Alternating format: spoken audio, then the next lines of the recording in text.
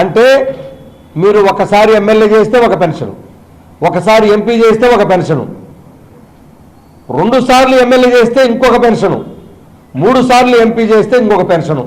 అంటే ఎన్నిసార్లు ఎన్ని టర్ములు, ఒక సంవత్సరం దగ్గర నుంచి మొదలుకొని, సంవత్సరం చేస్తే చాలు మొదలుకొని ఎన్ని దఫాలు మీరు ఎమ్మెల్యేలు అయితే అన్ని పెన్షన్లు. అంటే మీకెందుకు మరి? అప్పుడు రాష్ట్ర ప్రభుత్వం ప్రజలు అల్లాడిపోరా? ఈ భారతదేశంలో ఉన్నటువంటి ఆ పెన్షన్ విధానం రద్దు చేపిస్తారా? ఆ ఎంపీలకి ఎమ్మెల్యేలకి మొత్తం రద్దు చేసుకుంటారా?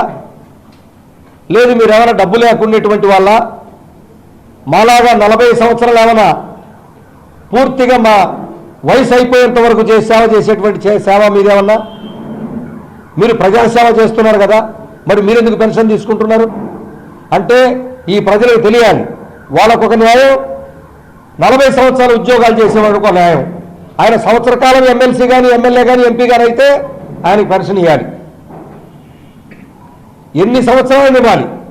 ఈ పెన్షన్ ఇవ్వటమే కాదు, ప్రజలకు ఇంకోటి కూడా తెలియాలి, వాళ్ళకిచ్చే రాయితీలు బహుశా ఈ ప్రపంచంలో ఎవరికి ఇవ్వరు.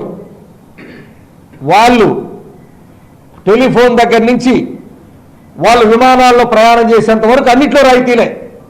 మరి మీకెందుకు రాయితీలు? అంటే మీకు రాయితీలు ఇవ్వాలి. ఇంకొక విచిత్రం, వీళ్ళ జీతాలు పెంచుకోవాలంటే, వీళ్ళ పెన్షన్లు పెంచుకోవాలంటే వాళ్ళే ఏర్పాటు చేసుకుంటారు, శాసనసభల్లో లేకపోతే పార్లమెంట్లో వాళ్ళే డిక్లేర్ చేసుకుంటారు వాళ్ళ జీతాలని. మాలాగా పిఆర్సీ కమిటీలు ఉండవు, కమిషన్లు అవసరం లేదు వాళ్ళకి, వాళ్ళు ఎంత అనుకుంటే అంత పెంచుకోవచ్చు. ఇంత అన్యాయమా? 40 సంవత్సరాలు, దాదాపుగా 62 సంవత్సరాల పాటు మా వయసు ఉడికిపోయేంత వరకు మీరిచ్చేటువంటి